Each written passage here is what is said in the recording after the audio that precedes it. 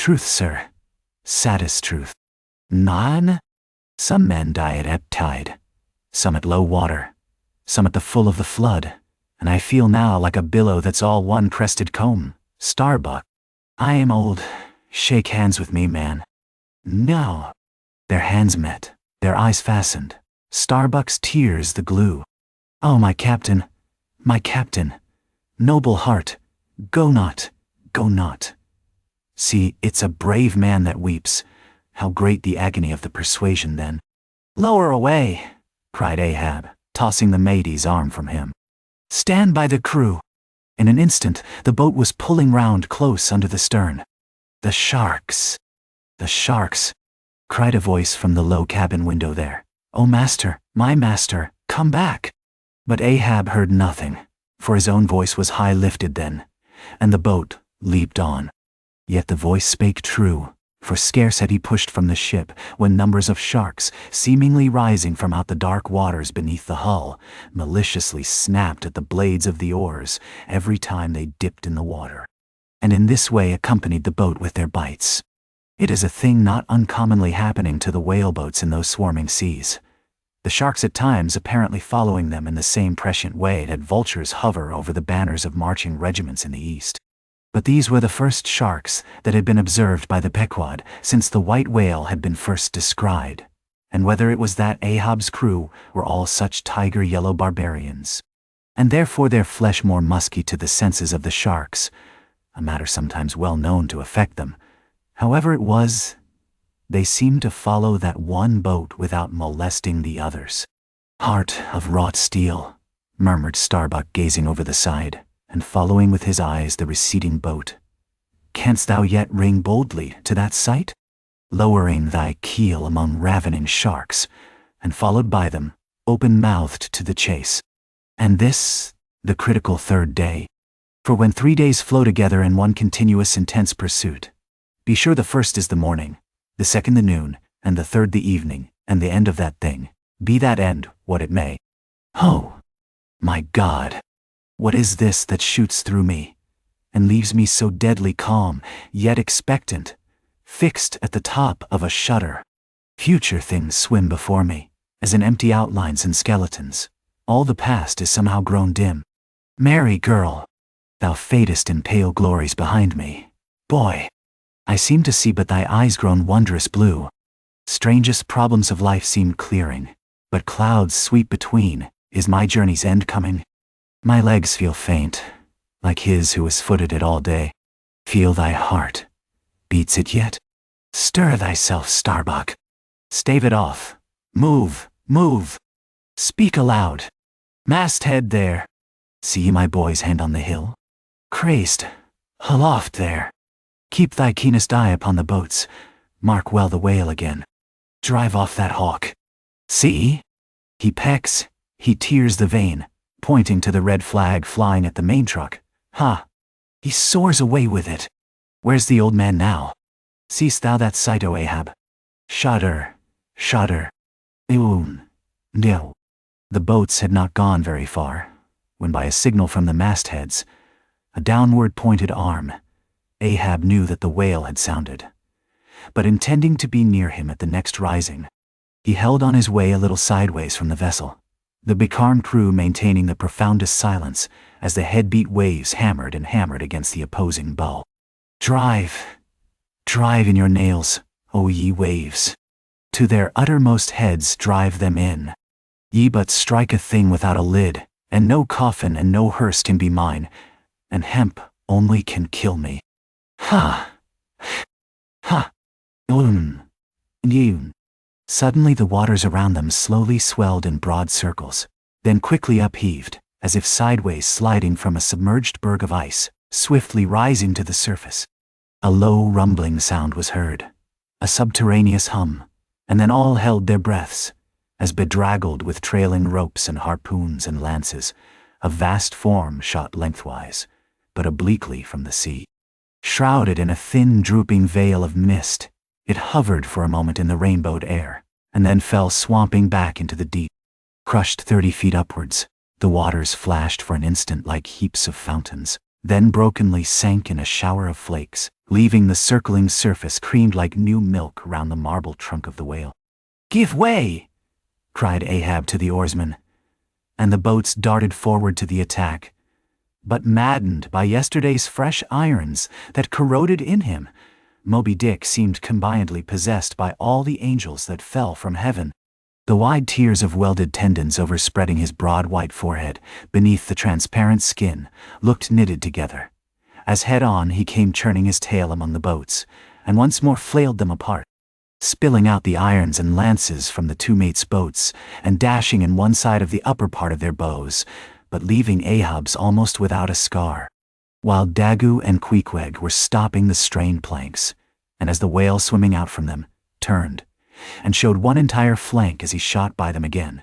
At that moment, a quick cry went up, lashed round and round to the fish's back, pinioned in the turns upon turns in which, during the past night, the whale had reeled the involutions of the lines around him.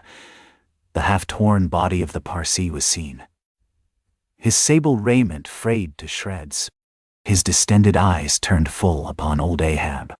The harpoon dropped from his hand. "Be fooled, drawing in a long, lean breath. "Aye, Parsee, I see thee again. Aye, and thou goest before. And this then, is the hearse that thou didst promise. But I hold thee to the last letter of thy word. Where's the second hearse? Away, mates, to the ship. Those boats are useless now. Repair them if ye can in time, and return to me. If not, Ahab is enough to die. Down, men! The first thing that but offers to jump from this boat I stand in, that thing I harpoon. Ye are not other men, but my arms and my legs, and so obey me. Where's the whale? Gone down again? Nah." But he looked too nigh the boat, for as if bent upon escaping with the corpse he bore, and as if the particular place of the last encounter had been but a stage in his leeward voyage, Moby Dick was now again steadily swimming forward, and had almost passed the ship, which thus far had been sailing in the contrary direction to him, though for the present her headway had been stopped. He seemed swimming with his utmost velocity, and now only intent upon pursuing his own straight path in the sea. "Oh, Ahab," cried Starbuck, "not too late is it, even now, the third day, to desist? See? Moby Dick seeks thee not. It is thou that madly seekest him. Now, Tasha." Setting sail to the rising wind, the lonely boat was swiftly impelled to leeward, by both oars and canvas. And at last, when Ahab was sliding by the vessel, so near as plainly to distinguish Starbuck's face as he leaned over the rail, he hailed him to turn the vessel about, and follow him, not too swiftly, at a judicious interval. Glancing upwards, he saw Tashtego, Queequeg, and Dagoo, eagerly mounting to the three mastheads, while the oarsmen were rocking in the two staved boats which had but just been hoisted to the side, and were busily at work in repairing them. One after the other, through the portholes as he sped, he also caught flying glimpses of Stubb and Flask, busying themselves on deck among bundles of new irons and lances. As he saw all this, as he heard the hammers in the broken boats, far other hammers seemed driving a nail into his heart. But he rallied, and now marking that the vane or flag was gone from the main masthead, he shouted to Tashtego, who had just gained that perch, to descend again for another flag, and a hammer and nails, and so nail it to the mast.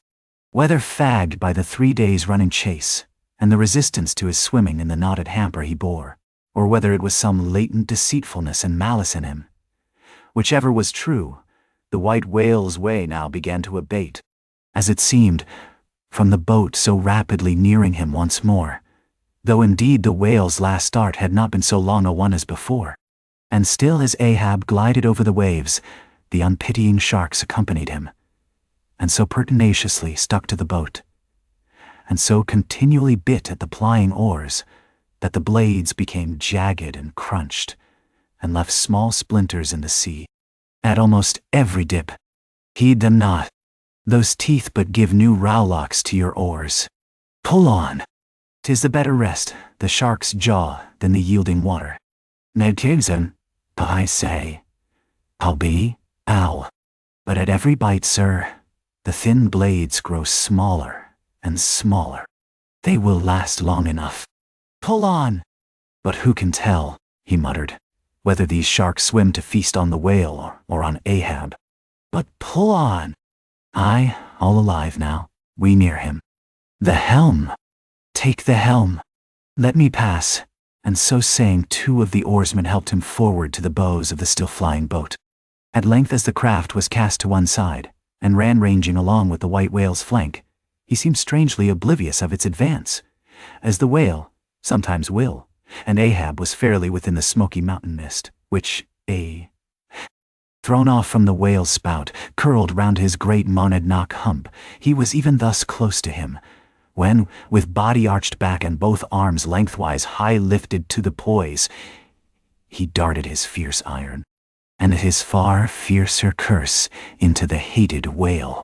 As both steel and curse sank to the socket, as if sucked into a morass, Moby Dick sideways writhed, spasmodically rolled his nigh flank against the bow, and, without staving a hole in it, so suddenly canted the boat over, that had it not been for the elevated part of the gunwale to which he then clung, Ahab would once more have been tossed into the sea. As it was, 3 of the oarsmen, who foreknew not the precise instant of the dart, and were therefore unprepared for its effects, these were flung out, but so fell, that in an instant 2 of them clutched the gunwale again, and rising to its level on a combing wave, hurled themselves bodily inboard again, the 3rd man helplessly dropping astern, but still afloat and swimming. Almost simultaneously, with a mighty volition of ungraduated instantaneous swiftness, the white whale darted through the weltering sea. But when Ahab cried out to the steersman to take new turns with the line, and hold it so, and commanded the crew to turn round on their seats, and tow the boat up to the mark, the moment the treacherous line felt that double strain and tug, it snapped in the empty air. What breaks in me? Some sinew cracks. 'Tis whole again. Oars! Oars! Burst in upon him. Hearing the tremendous rush of the sea-crashing boat, the whale wheeled round to present his blank forehead at bay.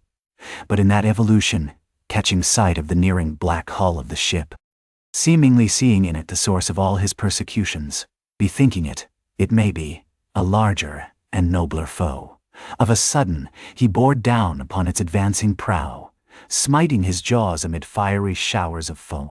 Ahab staggered. His hands smote his forehead. I grow blind.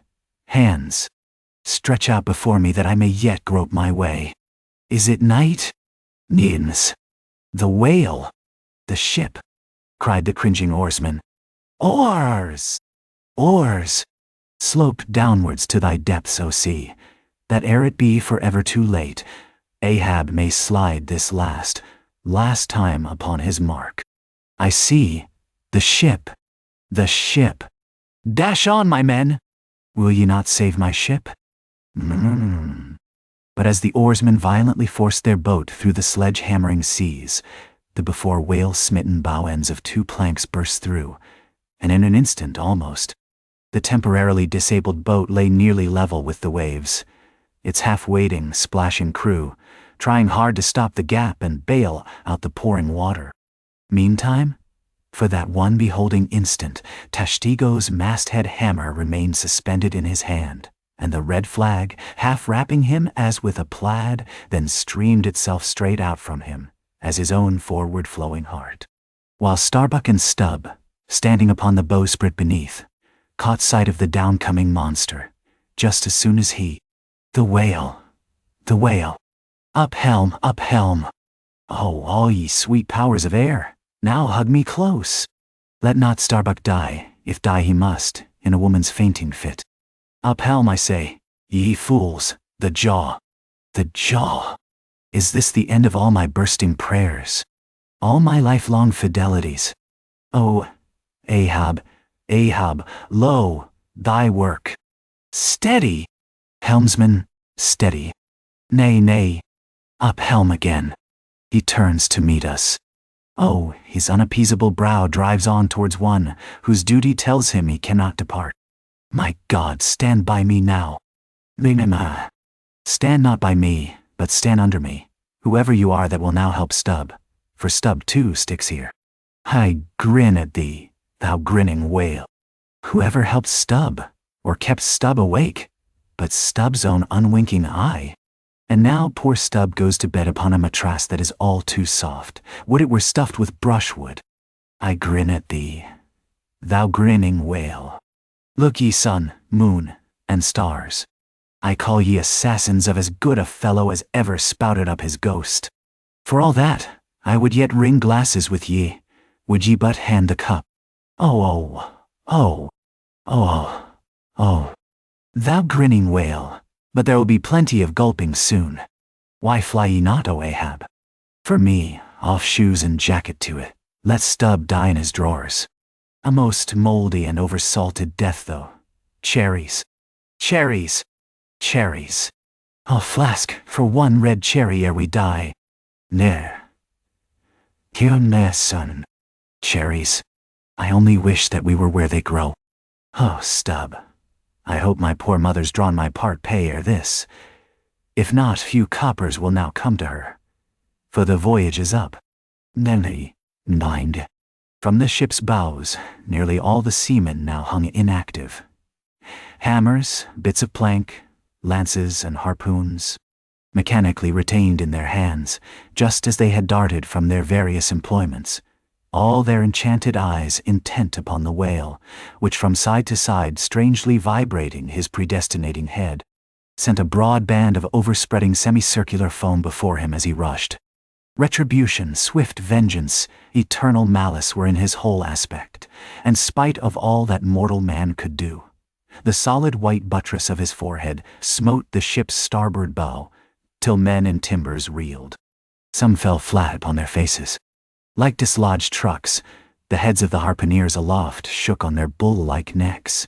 Through the breach, they heard the waters pour, as mountain torrents down a flume. The ship! The hearse! The second hearse! Cried Ahab from the boat. Its wood could only be American.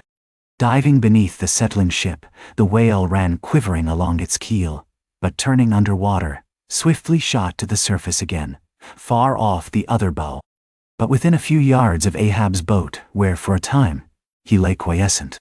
I turn my body from the sun. Whoa, Tashtego! Let me hear thy hammer. Oh, ye three unsurrendered spires of mine, thou uncracked keel, and only God-bullied hull, thou firm deck, and haughty helm, and pole-pointed prow, death-glorious ship. Must ye then perish, and without me? Am I cut off from the last fond pride of meanest shipwrecked captains? Oh, lonely death on lonely life! Oh, now I feel my topmost greatness lies in my topmost grief. Ho, ho! From all your furthest bounds, pour ye now in, ye bold billows of my whole foregone life, and top this one piled comber of my death. Towards thee I roll, thou all-destroying but unconquering whale. To the last I grapple with thee. From hell's heart I stab at thee. For hate's sake I spit my last breath at thee. Sink all coffins and all hearses to one common pool. And since neither can be mine, let me then tow to pieces, while still chasing thee, though tied to thee, thou damned whale. Thus I give up the spear. Mishende, oh. The harpoon was darted. The stricken whale flew forward. With igniting velocity, the line ran through the grooves, ran foul. Ahab stooped to clear it. He did clear it, but the flying turn caught him round the neck, and voicelessly as Turkish mutes bowstring their victim, he was shot out of the boat, ere the crew knew he was gone. Next instant, the heavy eye-splice in the rope's final end flew out of the stark empty tub, knocked down an oarsman, and smiting the sea, disappeared in its depths. For an instant, the tranced boat's crew stood still, then turned. The ship? Great God, where is the ship? Soon they through dim, bewildering mediums saw her sidelong fading phantom, as in the gaseous Fata Morgana, only the uppermost masts out of water, while fixed by infatuation, or fidelity, or fate, to their once lofty perches, The pagan harpooneers still maintained their sinking lookouts on the sea. And now, concentric circles seized the lone boat itself, and all its crew, and each floating oar, and every lance pole, and spinning animate and inanimate, all round and round in one vortex, carried the smallest ship of the Pequod out of sight. But as the last whelmings intermixingly poured themselves over the sunken head of the Indian at the mainmast, leaving a few inches of the erect spar yet visible, together with long streaming yards of the flag, which calmly undulated, with ironical coincidings, over the destroying billows they almost touched. At that instant, a red arm and a hammer hovered backwardly uplifted in the open air, in the act of nailing the flag faster and yet faster to the subsiding spar. A skyhawk that tauntingly had followed the main truck downwards from its natural home among the stars, pecking at the flag and incommoding Tashtego there. This bird now chanced to intercept its broad fluttering wing between the hammer and the wood, and simultaneously feeling that ethereal thrill, the submerged savage beneath, in his death gasp, kept his hammer frozen there, and so the bird of heaven, with archangelic shrieks, and his imperial beak thrust upwards, and his whole captive form folded in the flag of Ahab, went down with his ship, which, like Satan, would not sink to hell till she had dragged a living part of heaven along with her, and helmeted herself with it. Now small fowls flew screaming over the yet yawning gulf. A sullen white surf beat against its steep sides. Then all collapsed, and the great shroud of the sea rolled on as it rolled 5,000 years ago,